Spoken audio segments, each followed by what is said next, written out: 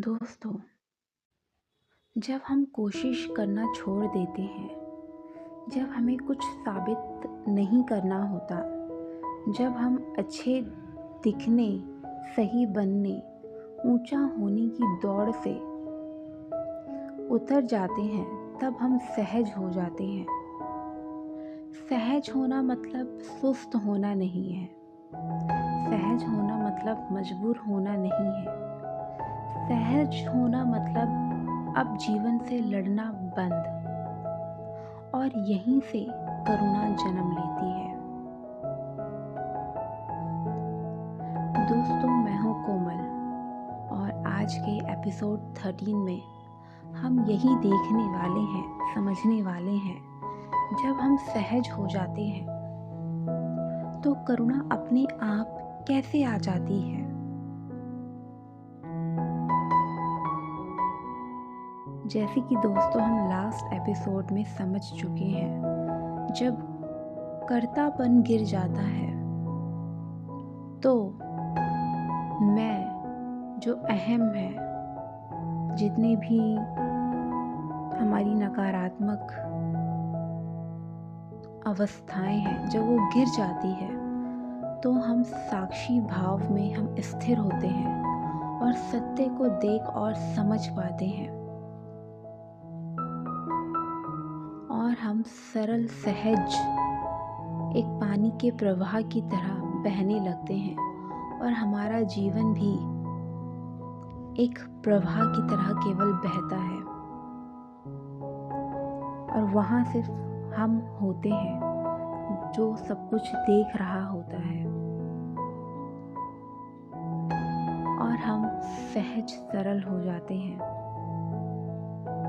और जब हम सहज और सरल होते हैं तब करुणा आती है।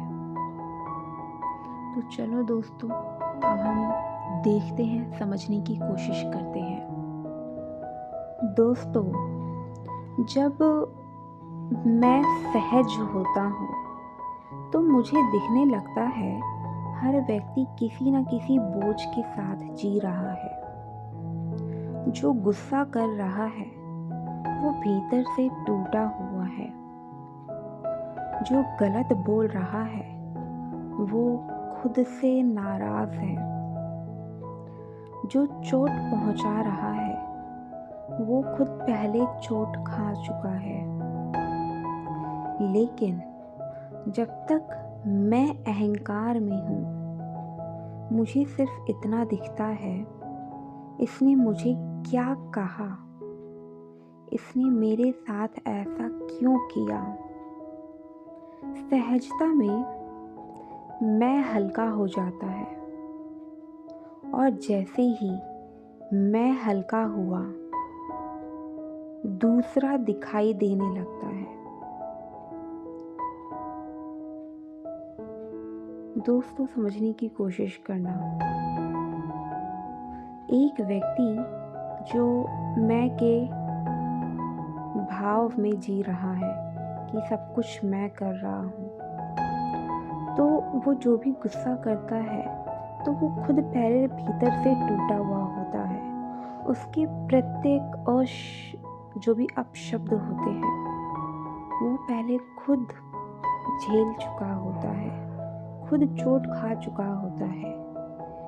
लेकिन जैसे ही ये मैं का जो भाव है वो गिरने लगता है, तब करुणा कोई उपदेश नहीं रहती। फिर करुणा कोई महान गुण नहीं रहता। करुणा स्वाभाविक प्रतिक्रिया बन जाती है, क्योंकि जैसे ही मैं का भाव गिरा, वैसे ही हमें कोई दूसरा दिखाई देने लगता है। उसके भाव हमें समझ आने लगते हैं कि वो किस स्थिति में है। भले ही वो खुद को उस समय नहीं समझ पा रहा कि वो ऐसा क्यों बोल रहा है, क्यों कर रहा है, क्यों गुस्से में है, क्यों डरा हुआ है, क्यों दूसरों को चोट पहुंचा रहा है।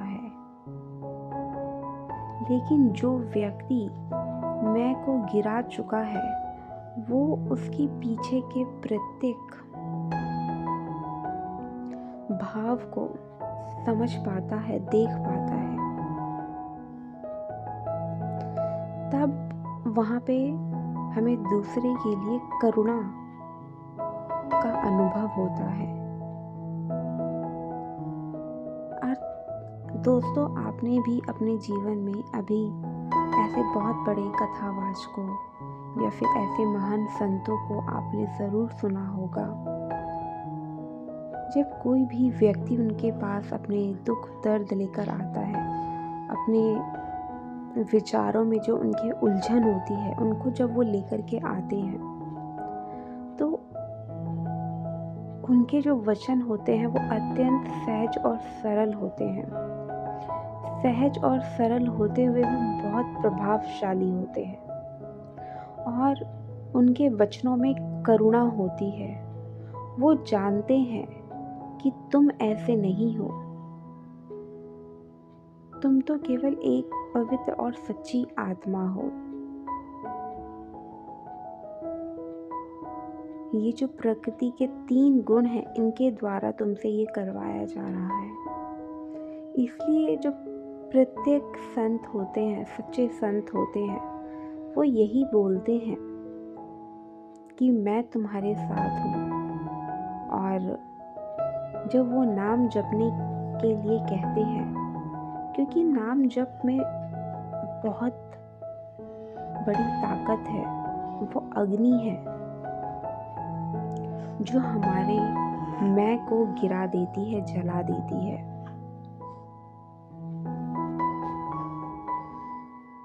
तब उन संतों को किसी बात का बुरा या फिर कुछ ऐसा नहीं लगता, क्योंकि वो इस अपशब्दों से, इन सब से बहुत ही ऊपर उठ चुके होते हैं। वो अपने मैं को गिरा चुके होते हैं और करुणा के भाव में होते हैं और दूसरों का मार्गदर्शन करने लगते हैं, क्योंकि वो अब करुणामय होते हैं। जैसे माँ अपने बच्चे पर गुस्सा नहीं करती क्योंकि वो जानती है बच्चा सीख रहा है, वैसे ही सहज व्यक्ति जानता है हर इंसान सीख रहा है। करुणा का मतलब ये नहीं कि आप अन्याय सह लें, करुणा का मतलब ये भी नहीं कि आप खुद को मिटा दें। करुणा का मतलब बस इतना है, आप जहर अपने भीतर नहीं रखते, आप सीमा बनाते हैं पर नफरत नहीं पालते। आप दूर जाते हैं पर बदला नहीं चाहते। सहजता हमें कठोर नहीं बनाती, सहजता हमें साफ बनाती है। और साफ दिल में करुणा अपने आप बहने लगती है, बिना प्रयास, बिना शोर, बिना दिखावे के। इसलिए याद रखना, करुणा को पैदा नहीं करना पड़ता, सिर्फ सहज होना पड़ता है। क्योंकि जब हम सहज होते हैं तो हम सच में मानव हो जाते हैं। शक्ति भी, भक्ति भी और अब अभिव्यक्ति भी। दोस्तों, आज का ये एपिसोड आपको कैसा लगा ज़रूर कमेंट में बताइए। समझ आता है और आप भी सहज हो पा रहे हैं तो लाइक, शेयर, सब्सक्राइब ज़रूर करिए। कल मैं आपसे फिर मिलती हूँ एपिसोड 14 में। तब तक के लिए जय श्री राम, हर हर महादेव।